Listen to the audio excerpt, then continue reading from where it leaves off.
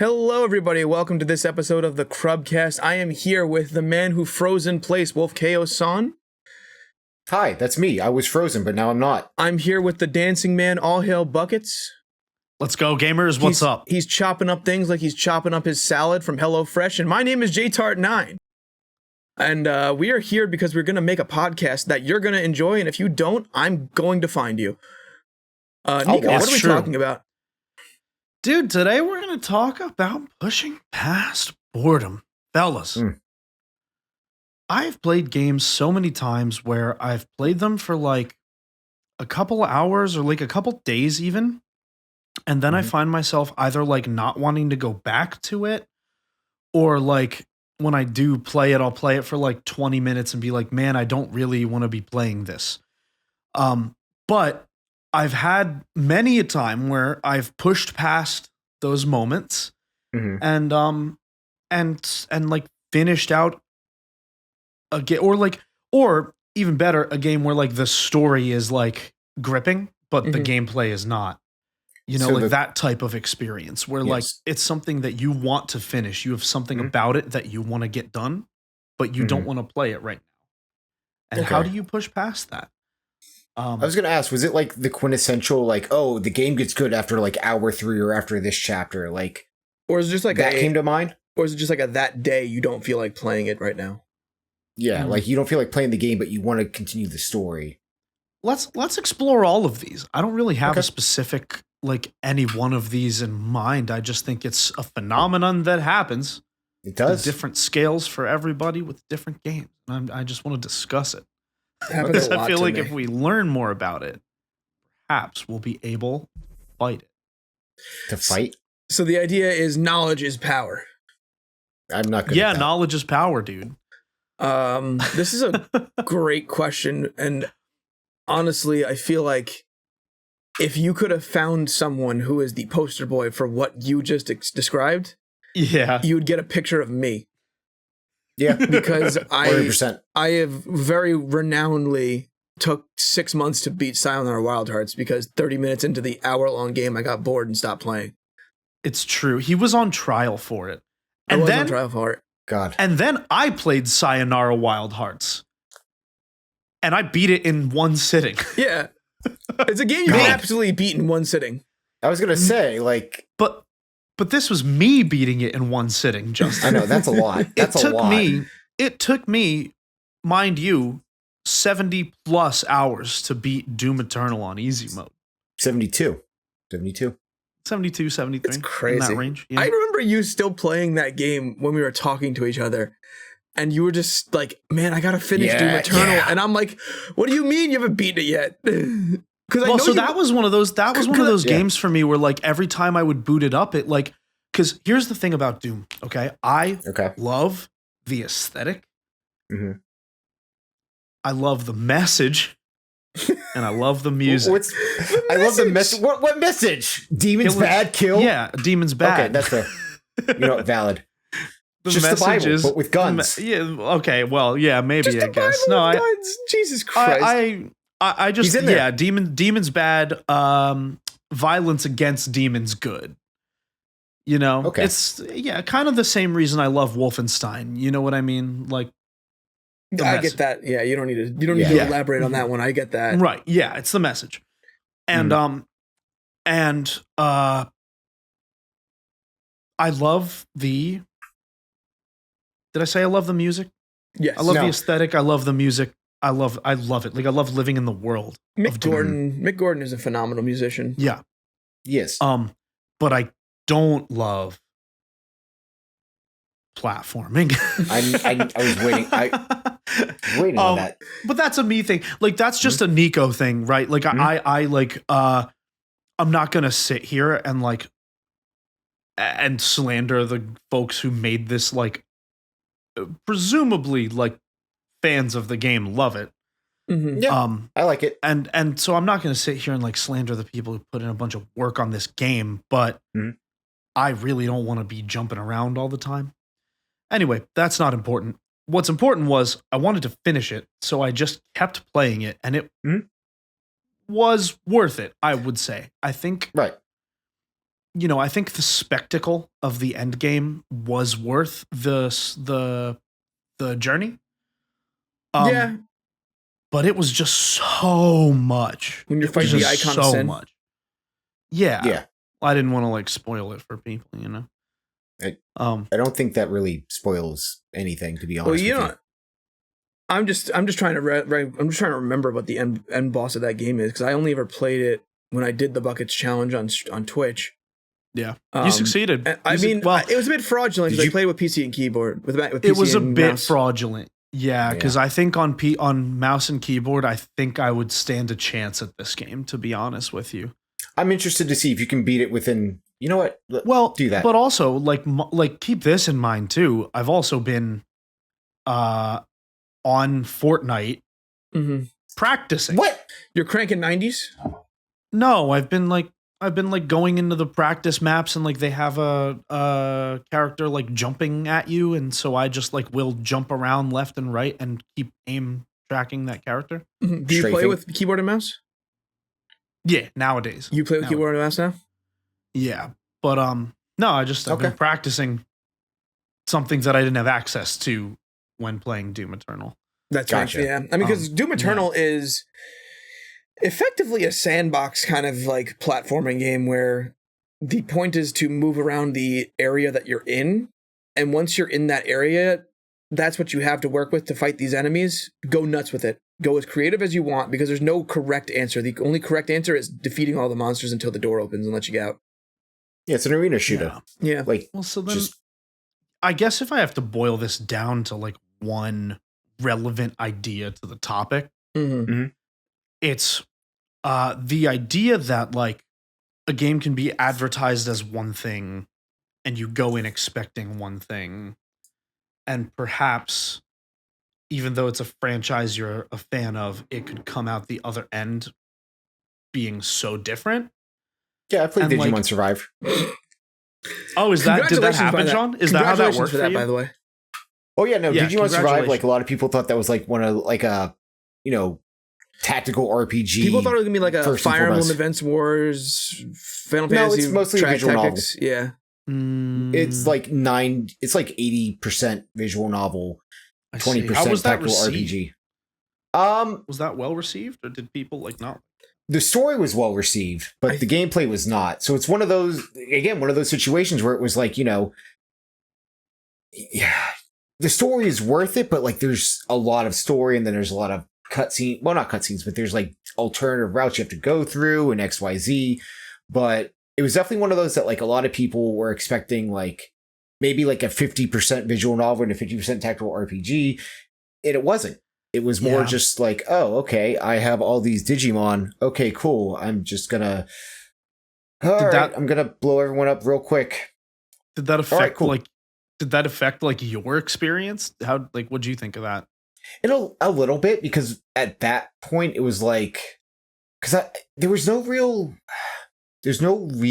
difficulty with the bosses. It felt very, all right, here we go again, the same exact thing, and it just felt very grindy, and the gameplay just didn't feel very interesting, but the story was good. The story was very good. Like, I liked the take that they had. It wasn't just like, oh, Digimon, digital monsters. It was like, hey, Digimon, these are possible demons. It was like, it took a different turn on everything that I really appreciated. And then like, it's an M-rated game. So they actually went M-rated routes. Yeah. Like immediately I was like, oh, bad stuff can happen. Cool.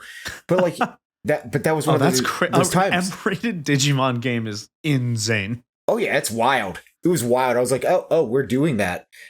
Oh, we did that. Okay, cool. That's wild, dude. That's crazy. It was. I'm gonna have to double click on this after this pod. I need to double click on this. This sounds interesting. Yeah, but again, it was like the gameplay just I didn't want to keep going because of the gameplay. It was just the story that made me want to keep going, because the story was interesting. I was like, I have no idea where this is gonna go. I don't know what's about to happen. And then I beat the game like, okay, cool. Oh, I have to replay to get like the true ending.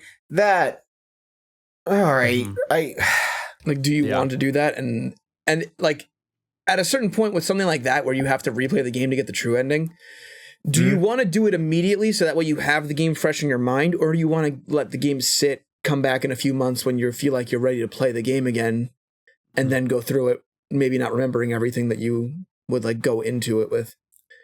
Yeah. The thing that like sucked about certain game, like visual novels, for example, one thing that like always kind of bums me out is like the first time you play, you are set to one path with like maybe a different ending, but then like, okay, you can replay. Oh, like, for example, no spoilers, just for example, like just say, oh, hey, this character ends up dying. But now you can do something to make that character not die. You couldn't do that on your first playthrough, but your second playthrough you can. Yeah. So it's like you want that knowledge going back in, but like you're already like, okay, I already know the twist ending. So like everyone's all confused. Can we just skip to where I know where I want to be so I can make sure the person doesn't die and then see what happens? It's one of those things that it's like, just let me skip to the part where I know I can change things and then let me experience that. Yeah, like in a game like that where it's a visual novel, I really appreciate when a game gives you a fast forward button to your next decision, because it's like, I've already read this. I don't need to read it again. Like, I get it. Maybe I do want to read it again, but like, let me make that decision. The first time through, you shouldn't be skipping because what's the point of a visual novel if you don't read it? But once you know the story, like, what are we doing here? Okay. One game that was like that for me that really bums me out because I love the game is Three Houses. Yeah. Oh my God. Yes. Oh my God. Yes. Justin very famously doesn't love Three Houses. It's really a good It's a good game. The story's really good, but in terms of Fire Emblem gameplay, it lacks a lot of what I look for in a Fire Emblem game, because and that was my first Fire Emblem game. It just straight up doesn't have the weapon triangle. So like a lot of the strategy of that game just kind of you can just kind of throw it out the window. It's kind of annoying in that regard.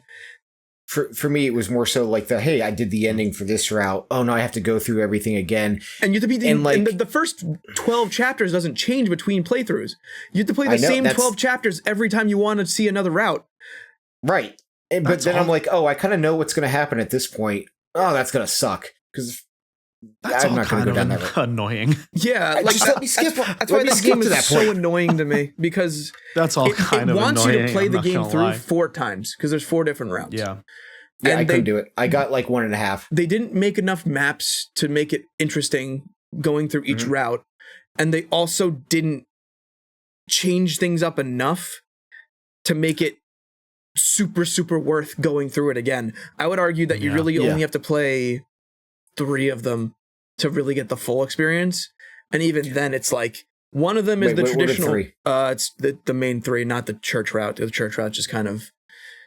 The church route is just Claude's route, but without Claude's last map, just cut off. Oh, that's dumb. Yeah, it's annoying. Yeah, man. No, that's like, and that's frustrating. Did you guys ever have a point while playing that game that you were like, I don't feel like finishing this? Yes. It was the second and third playthroughs when you're doing those first 12 chapters again. Because you're just like, I know what I'm doing. Like, and that's where I stopped. And you also get the ability to recruit the members of the team you had in the last run through. So it's like, I could just play the same game the exact same way that I did it before. It really should just be an option to just like say, hey, skip me to the big pivotal decision at the midpoint. Yeah. But there just isn't. Yeah, because there isn't. And like the thing that kind of like sucks about that, like you said, like you pushed through and you did it. I didn't finish it. I was just like, I don't want to do this. And like the other thing was, like you said, you can like recruit the people that you had before. I was very much of the mind that like, I'll only recruit like maybe one person, because like I recruited one person from this house and one person from this house. I'll do that again. And then it was like trying one of those to do like a different type of build. And it just like, wasn't. If you want to have an interesting game, if you want to have an interesting run, you wouldn't recruit the same people over and over again and just keep using them the same exact way over and over again. Because some characters have stats that are more leaning towards a specific type of build. And like you could just forego that, but they just won't do as much damage or live as long. Like damn. And that's when you hit that wall with a game, and you have to really decide, do I want to do it? Because I think that it is something that's annoying to me, where like I had actually good food for thought for this topic. I had just turned on Tears of the Kingdom again. I never finished Tears of the Kingdom the first time. just because I just fell off. It was at a certain point I was playing it and I was just like, I'm good. I don't want to play this anymore. I want to play a different game. And then and I'll come back to it in like a week or two after I'm done playing this game. And then I never did. Dude, so now I'm back in it. That's how I feel about Elden Ring because I never bought the DLC and I probably won't. Like, even though I finished the game, I feel incomplete. I feel fair. Backstreet Boys incomplete. Yeah. That's a very big thing. Like, I was playing like a visual novel game that I think Sean's played. It's called Valhalla, the cyberpunk bartending game. Yeah. And I got one ending and I'd like to go back and do another ending, but like that would require me to just mash the left click on my mouse a bunch, just getting to each. My favorite was when I Googled Valhalla to like find it that one time. It came up with like a Bitcoin miner game. That's true. I believe that. That did happen. I believe that. Like, and you were just like, and I was like, Justin, what are you playing? And I'm like, no. No, I was like, Justin, what is this, man? I was like, are you down the rabbit hole? And Justin was like, no, not that one. That's beautiful. I love that. Oh, yeah. God. Great game, great story, but like just a lot of left clicking at that point to just see everything. Yeah, and like there's been certain games that I've like just been like, I'll suck it up and go through that. Like you were talking about Elden Ring. I've platinumed. I've gotten all the endings. I've done the DLC. That DLC. Yeah, anyway. Yeah. But like there's been I finished it one time. And I got halfway through a New Game Plus playthrough. And that was it. Yeah. I beat the like first run of bosses. Like where you fight. I beat the big guy, I forget his name. He's like made of light. No.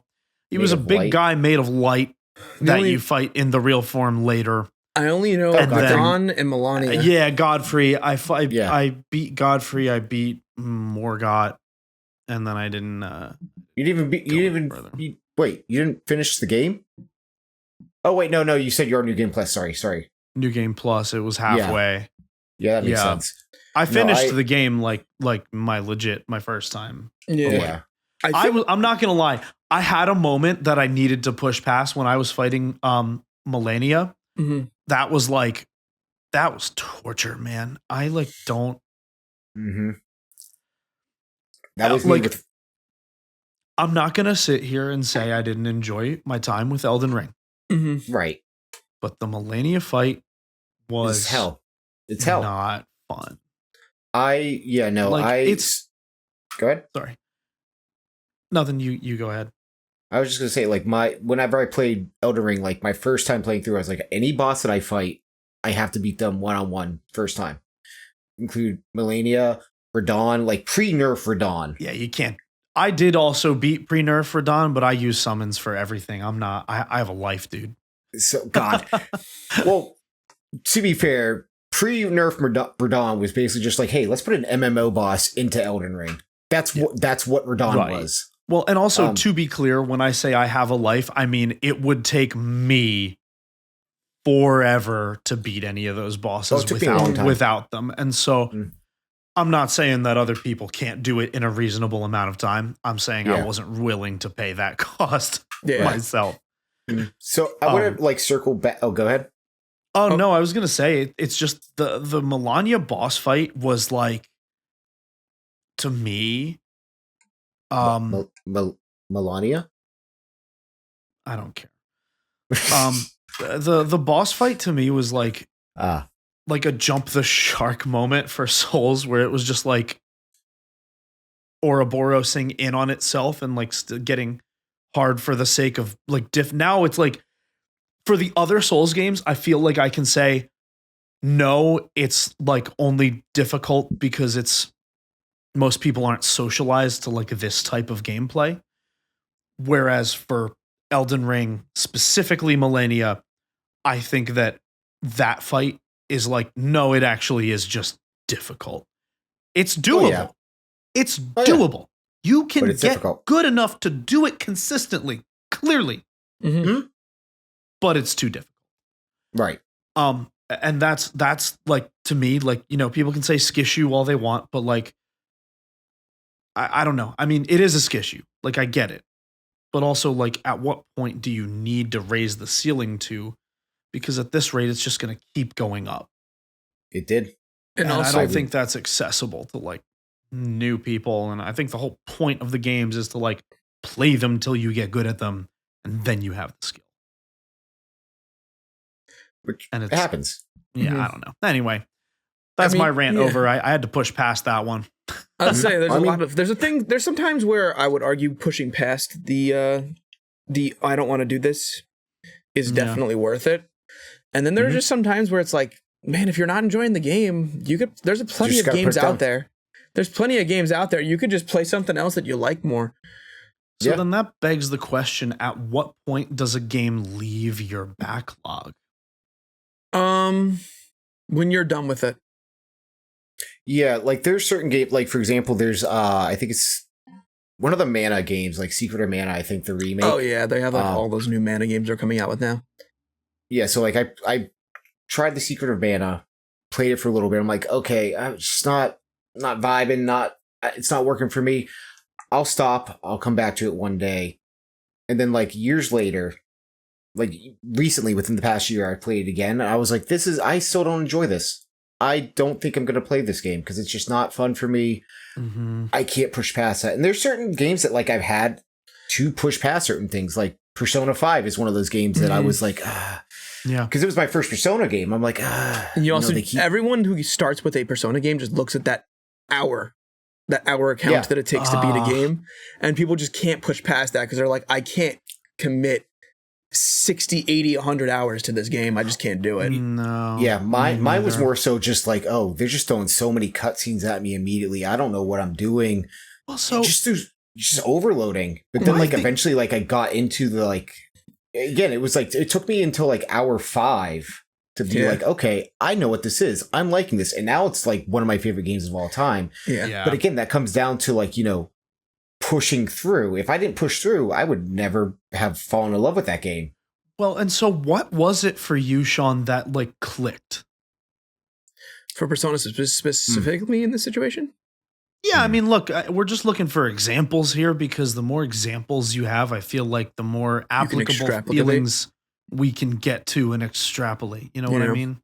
Okay, so, I play games personally, so when I played this game, I was going through a very bad time in my life. I was going through a very bad breakup. I was out of a very, very abusive relationship, and I needed something to hold my interest. And so while I was playing this game, like it was one of those things that like commanded my attention. And so I was trying to put myself into this world, try to see everything around me. And while they were overloading me, I was like, okay, there's so much going on. What am I supposed to do? It was just like, pretty much they just put like everything on a burger. Like, oh, we put the fried egg, we put the onions on, we'll put this and that. And like, when they gave me everything, they're like, okay, cool. And then the first like couple nights where it's like, okay, go decide what you want to do. When they gave me that freedom to actually go choose what I want to do instead of like railroading me, that's when everything clicked. It's whenever like the game's no longer holding your hand, but rather like, okay, we showed you everything. We'll show you like a little bit more, give you ideas of what you can do. But now that you can go do everything, that's when everything clicked. And the only issue that like I had with Persona 5 in the beginning was like, it really railroaded you like in the beginning, like the first, like, I kid you not. I think if you play the game for an hour, you're still in cutscenes. Yeah. Cause you don't really get to play the game until you get your fourth party member. Once you get your fourth party member in that game, it actually opens up and becomes a Persona game instead of just being a cutscene, like a movie that you're watching, basically. Yeah, and like you do get to play, don't get me wrong, but like it teaches you, but it's like in that hand-holding way. And not like I'm not saying that like I'm not saying that like a negative way because like you do need to learn these things to fully experience the game. Is it like pop-ups every 2 seconds where it's like enemies may attack you from the side? No. Yes and no, because there are a lot of pop-ups, but you can just click the X button and then they go away. But it's really just like you're getting story. And then like, oh, here's a new mechanic. All right, the day is over. You're going to bed now. Goodbye. Yeah. And then the next day, oh, here's another new mechanic. And it's like, you don't really get to play with the first one you had. Mm-hmm. okay, I cool. see. But then like once everything opens up, that's whenever it's like, okay, you get to experience, you get to experiment, and then that's when everything clicked. But again, it was one of those like, you really need to sit down. And it's the thing with RPGs, especially for me, is that I can't just like play for like a day and then like a week later come back to, because I'm going to forget everything. Yeah, that's the issue I am currently facing with Metaphor. Is I really want to finish that game. God, yeah. And I dropped the game in December, and I've lost all my momentum. So now I'm that just was like, me with Persona 3 Reload. Like Persona 3 Reload, I was like, okay, I want to play that, but then like Metaphor came out, and I was like, there's so many games, and then I just like I have to restart Persona 3 Reload because of that. How far did you get? That's the thing. I only beat the first. That's not too much. That's not too bad. You can replay that. Well, and that's why I was like, I don't feel bad about doing that. But again, that's pushing through, and like Persona is one of those games that like you have to sit down in like a weekend for it to finally click, in my opinion, because like, you need to experience it. You need to experiment with it. And I feel like there's a couple other games like that.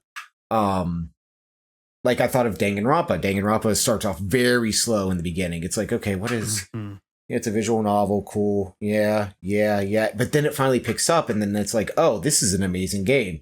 Okay, cool.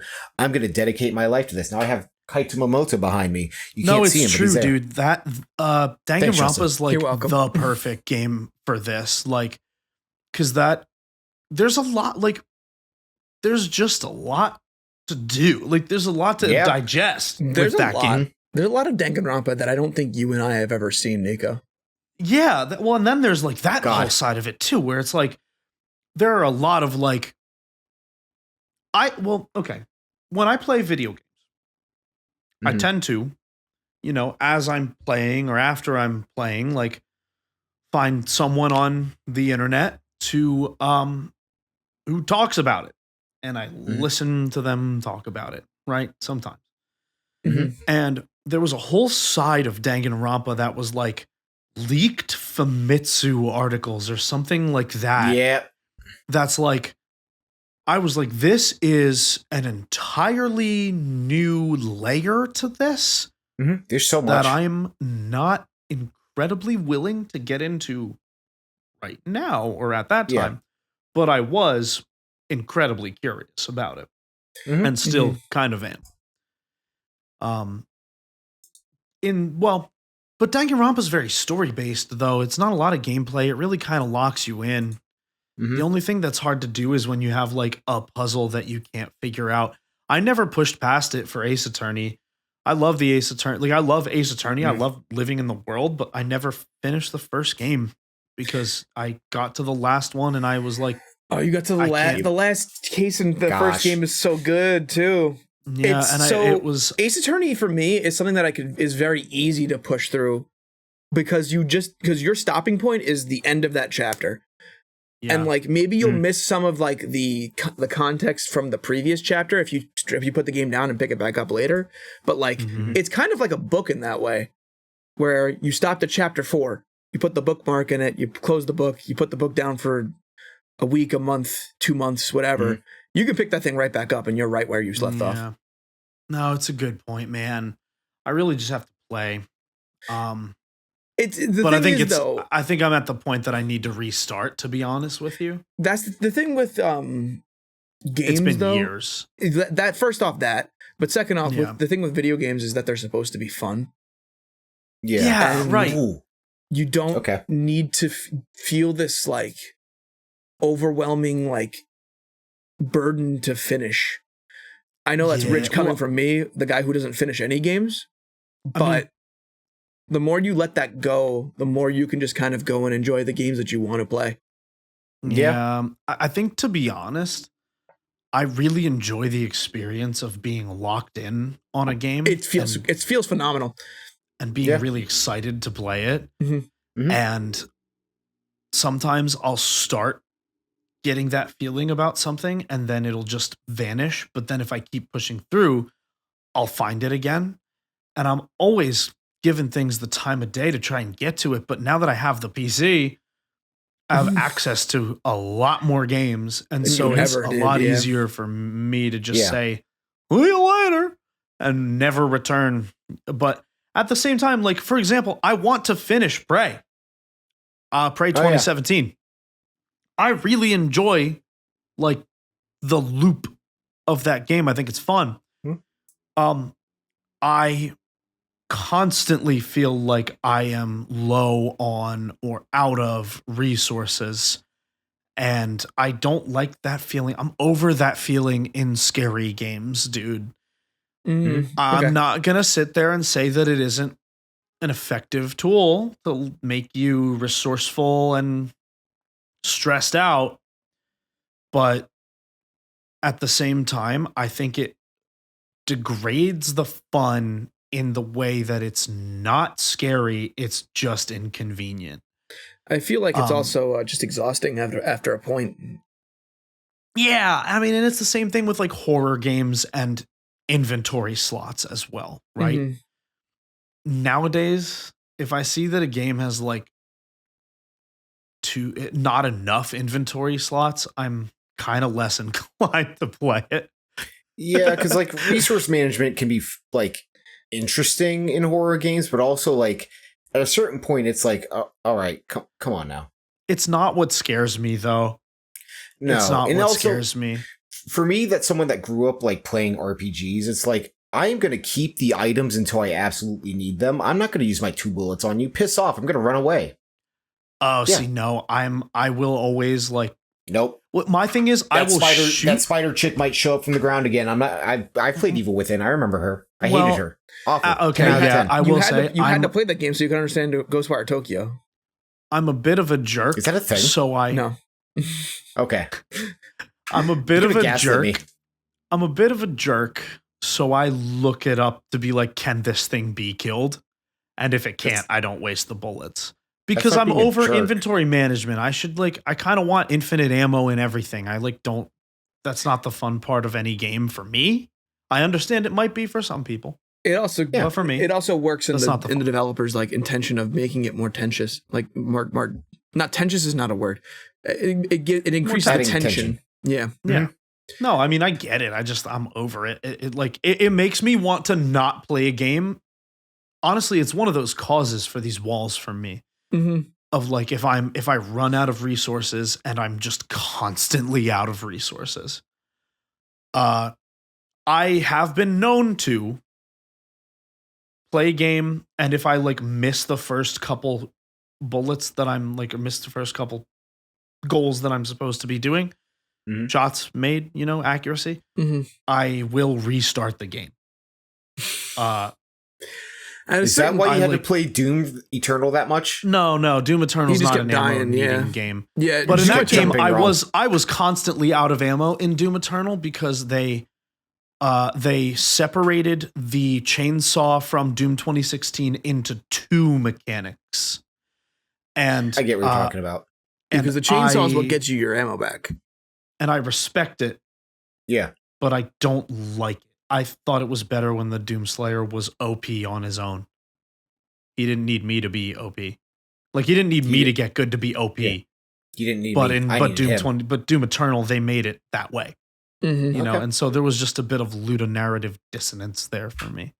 That's a sentence. Yeah, I said the YouTuber word. Hey yo. It's okay. I'm not a dissonation. YouTuber, and in fact, I've come to dislike being on the internet. What? Welcome. Where did that come from? We'll talk about that later. No, not me being on the. I mean, like, I've come to dislike going on the internet. I should say. Sorry. Going on the internet. I missed the Wild West of the internet. Yeah. But yeah, I digress. The point being that man, some things you can do to make your game so that I want to play it is make it playable. And then I'll play it. That's a strong one. Wow. Yeah, that, man. Bold and brave. Bold and brave statement there. That's a crazy statement to make, Nicco. I think the comments are going to come and get you for that one. No, well, here's the thing, and I say that very specifically, right? Because everyone has a different level of what they consider to be an inconvenience, or what they like a line that they consider to be like, no, this is becoming work for me now. What's your line? I think that line is different for everybody, and it might yours? Just be a little shallower for me than it is for others. My line is if your game is not specific and repeatable, no. I don't have a hard line. That's stupid. I don't have a hard line. It's by a snakes. Oh, snakes. Oh, spiders Snakes. are pretty bad Done. for me. I'm not gonna lie, Dunzo. but We can't play only if Monster they're Hunter like only if they're photorealistic spiders. So like okay, like in in Bloodborne, for example, the the vacuous spider is fine, but Patch's spider design freaks me out. Well, Patches is also like disgusting in that game. Not Patches himself, but like the big one that you encounter in the one spot. It's only in one place in the game. Oh, you mean like the castle? Yeah, the big one. It jumps down. Yeah, the one there's that a bunch of little okay, ones. that's valid. Those ones. That one looks like an actual real juicy spider. Swear jar me. That's fine. Did I tell you about like how I couldn't beat Bloodborne? I had to have like friends like follow me in the woods because of the woods. You did tell me that. But well, that makes sense, man. Like it's full. It's like chock full. It's the same. They're going for the same thing. They just got yours and mine. That's why the game's perfect. Yeah, so I'm paranoid of snakes. For those of you that don't know, like I cannot watch anything with snakes. I cannot play anything with snakes. I have not finished Sekiro because of that. But in Bloodborne, like there's this forest just full of snakes, and like snakes actually also come out of people. Disgusting, awful, hate it. So I had to have like two of my friends like run through the forest for me as they're like running ahead, just killing everything because I couldn't do that. I could not do any of that. And I more or less am the same way with spiders, but in video games, they tend to be less of a problem for me. And then I also had to deal with that in Elden Ring DLC, but I kind of had someone help me with that because my God, that was awful. Oh, yeah. Wait, Elden Ring is actually a really good example. The ants freaked me out. The ants underground, like, because they were like, the graphics have gotten good now where it's like they're photorealistic ants. Yeah, the ants. Like, okay, I thought you meant like the cockroach people. I thought you meant like the cockroach people. Cockroach people are also terrifying. Not terrifying, but like I don't like them. You're talking about like the revenants?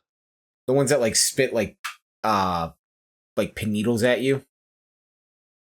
I don't know.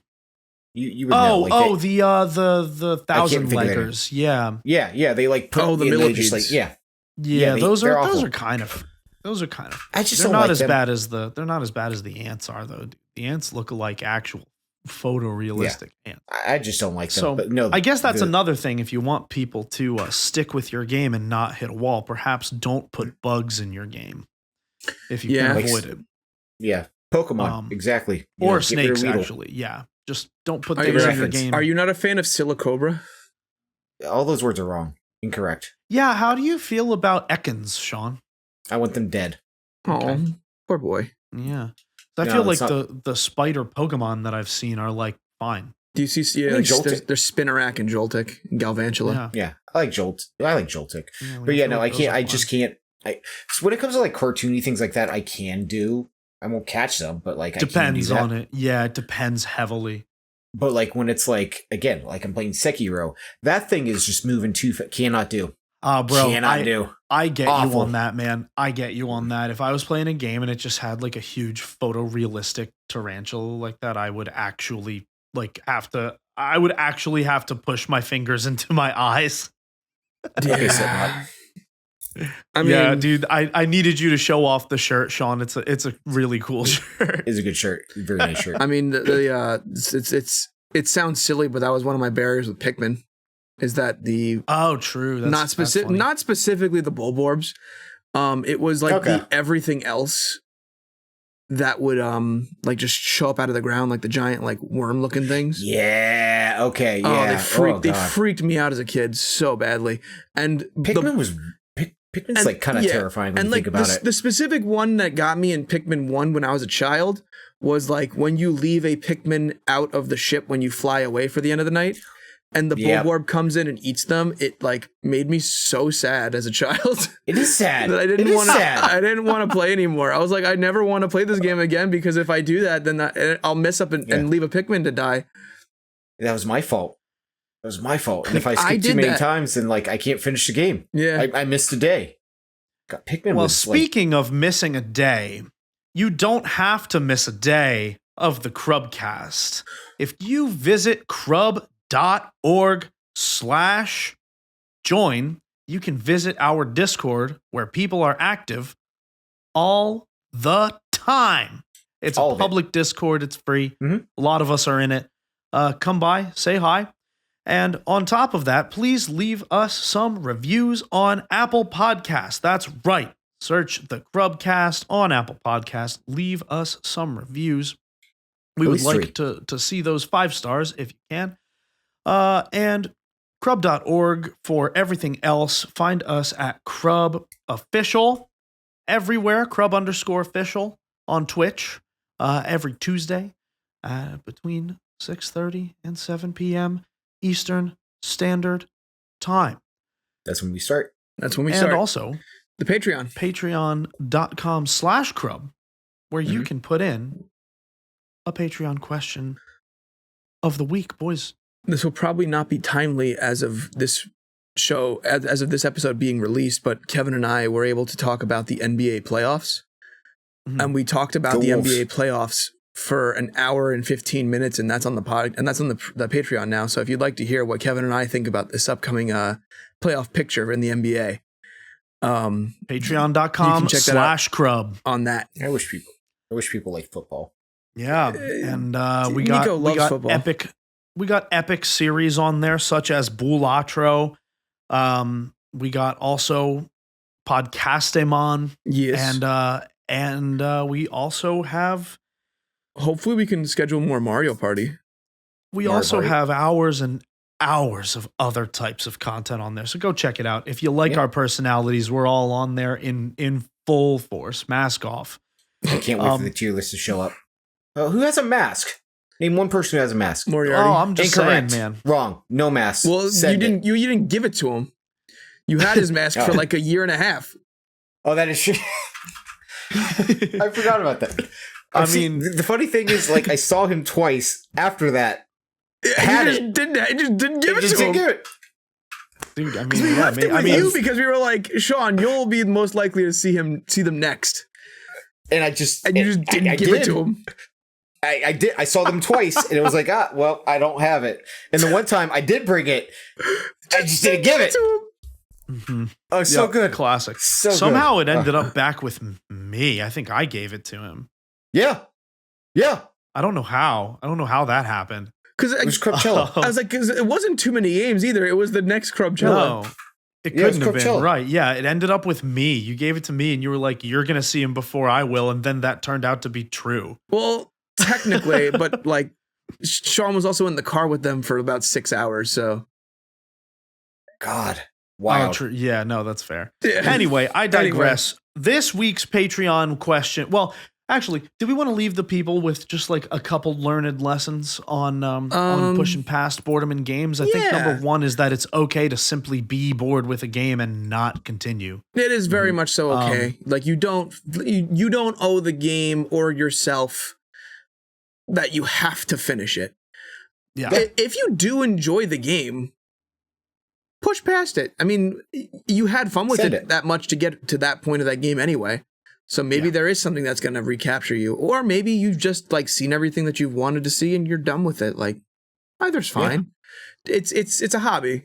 Let it be a hobby. Yeah. It doesn't have to be your job to play every game. You don't have to play every game that everyone says is their favorite game of all time.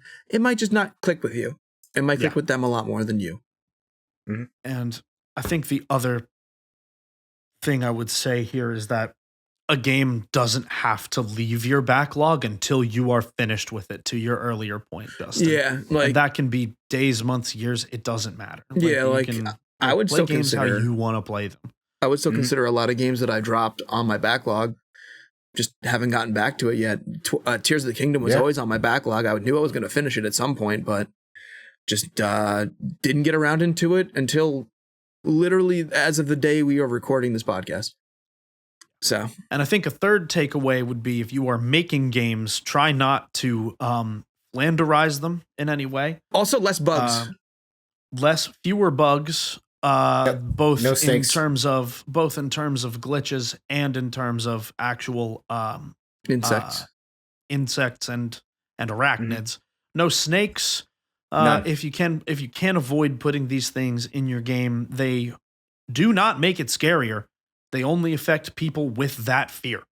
It really is targeted and illogical. Stop being a hater. Right. There are so many different ways that you can get people invested and scared that are not that. I just think it's so cheap. Anyway, that's you know what? Perhaps Sean, we'll do something for the Patreon where we talk about things that are actually scary that are not necessarily. And if you'd like to hear that conversation, make sure you join the Patreon. Yeah, make sure Number you join one. the Patreon. But Yeah. Another benefit of the Patreon is being able to ask us a Patreon question of the week. That's right. Buy it for $1 for 1 month and then cancel it. Come in 1 month, give us all the questions that you want. Yeah. Get the $2 tier, throw a quarter at Brody.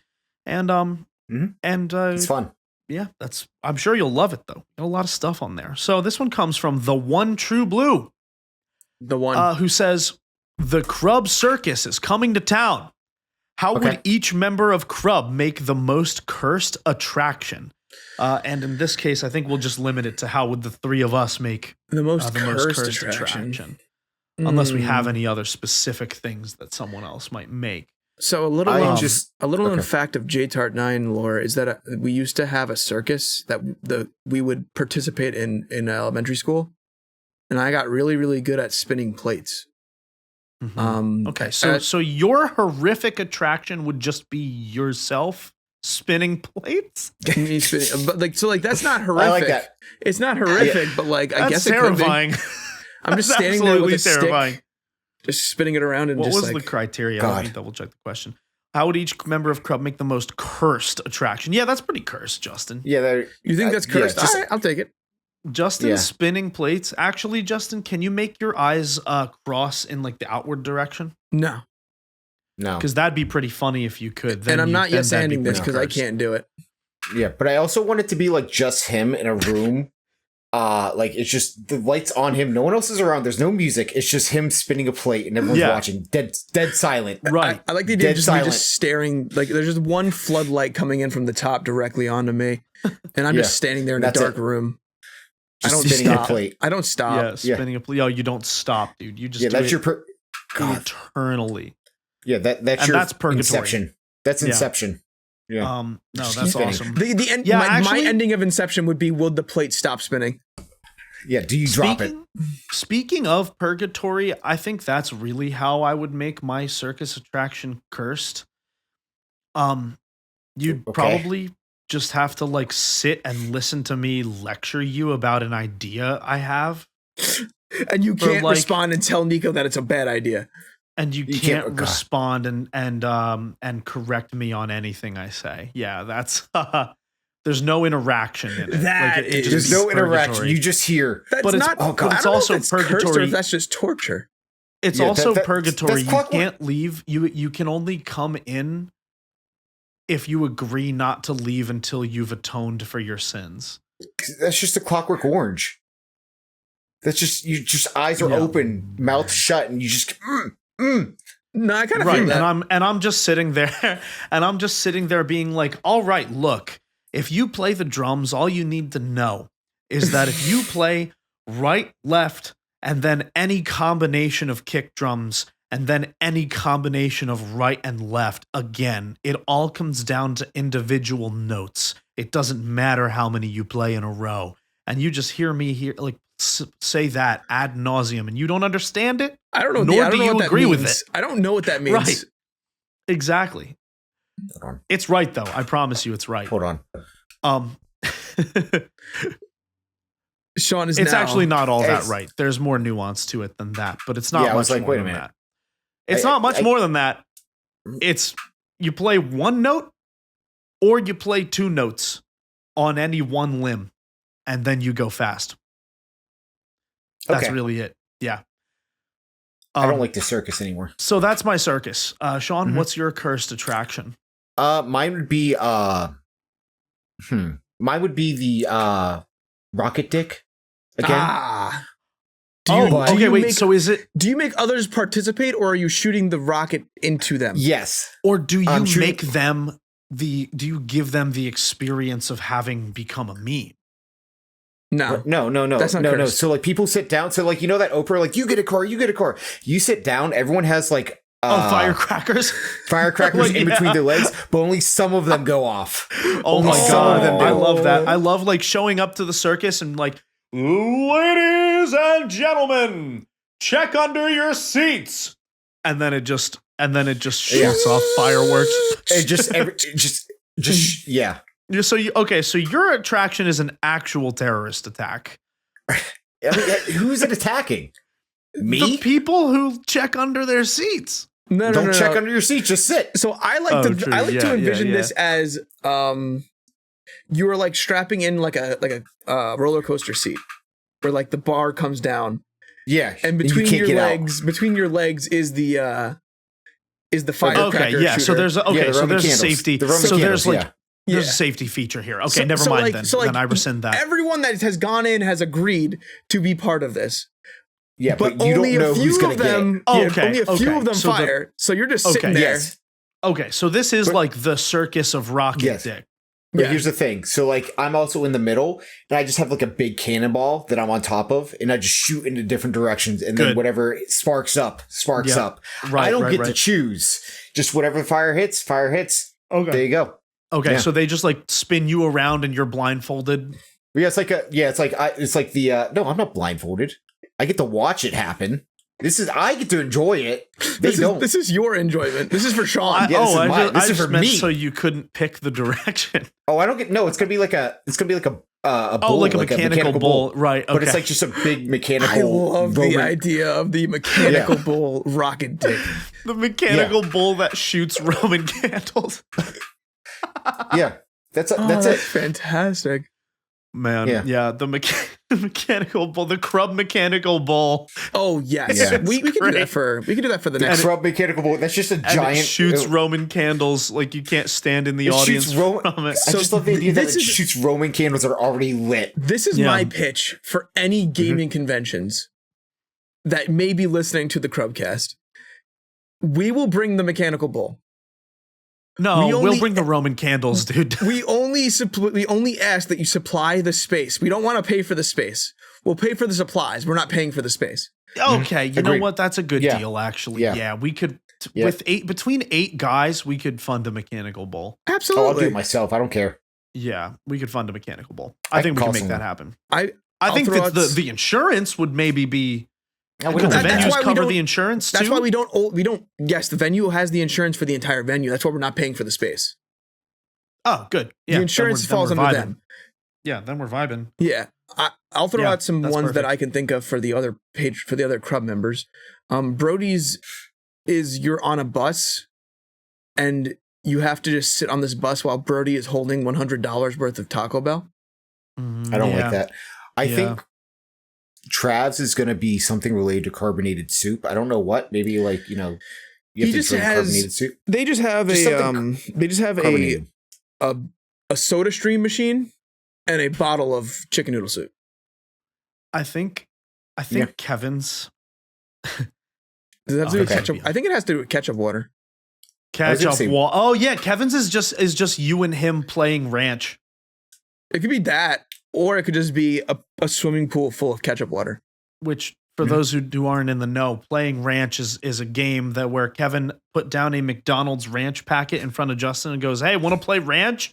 And the person who makes it hits it with his finger. I believe loses or wins. I'm not sure. The rules are unclear, but we're all winners at the end of the day. Right. The person who makes it burst has made it burst, and we have yet. We really are unclear about whether that's a loss or a win. I don't know, but it keeps happening. Because I've watched it. I played it. Because Trav just like slammed it with their fist and squirt ranch all over the place. I think it depends on how much you laugh, and if there's a lot of laugh, then it's a dub. That's a dub, and if there's not and if it's just like, oh my god, then it's an L. When are we going to play the Ranch Olympics? The Ranch Olympics. Yeah. The Crub Ranch Olympics. Look, I'm going for the 200 meter. I'm going for the 200 meter front stroke in the ranch pool. Oh, that's that's disgusting, that sounds, bro. God, that's gross. We have to buy a big pool for me to get into Okay, while we actually- do the whole like mayonnaise. Oh, dude, the Crub Ranch Swimmer would be a great cursed attraction for this circus. I feel like it'd be Chris. It could Chris be would be the Crub Ranch Swimmer. I'm okay with Yeah. that. I don't think Chris has any relation to the condiment, but I'm okay with that happening. He I doesn't also need don't any. think he has any relation. But I feel like we could tell him like, hey, you should do this. Like, Does oh, Chris okay. know how to swim? Doesn't matter. I've never asked him if he can swim. Let's I'll put ask a him pin right in now. that. Let's put a pin in that. I'm I asking feel him right like, now. Yeah, I think we can. I don't know. Where's Chris? Chris. It's just never been relevant. No. No, How to we've never swim. been in a situation where we've needed to swim. So I've never No. figured out if Chris knows how to swim. I know Yeah, we don't Kevin, know. Nico, and I know how to swim because we went to Yeah, the but we beach know together. that because we've gone to the beach. Yeah. Yeah, So anyway, But we've all gone to the beach. yeah, but we went in the water. yeah, we went but during not the in a summer. swimmable. Okay, pond. touche. Yeah, like we went at a beach, so we weren't swimming in it. Mhm. Anyway, I digress. That said, folks, fellas, I hope we had a good time. I think that we are set up for success in terms of the future of managing your backlog of games. I understand this might have been a net zero statement of an episode where it's like, how do you push past boredom? And the answer is you kind of don't have to. Or you can just do it. Or you just do it, right? And you know, it I is had what fun, it though. is. We didn't I get did. much more to the heart of the issue, but we have provided a lot of examples so that hopefully people feel less alone. And with that, Wait, Crub wait. Circus. Wait, no. Chris, What's up? Chris What's answered. Chris Chris Oh. answered. answered. He Was said, he I can over- float and move in directions with some force. Just oh, I'll take okay, that. I'll okay. take So that. that's a yes. Yeah. So Chris can. Yeah. I told him thank you. Yeah. Chris can swim. I figured. So he can go on the ranch. I figured. Yeah, so Chris can be the Crub Ranch swimmer. He's like Crub's mighty boss tone. Well, with that knowledge now being abreast of all of us, I have been JTart9. This has been Wolf Chaos on and All Hail Buckets. We More will like see a you. breaststroke through the ranch, am I right? I hate everything.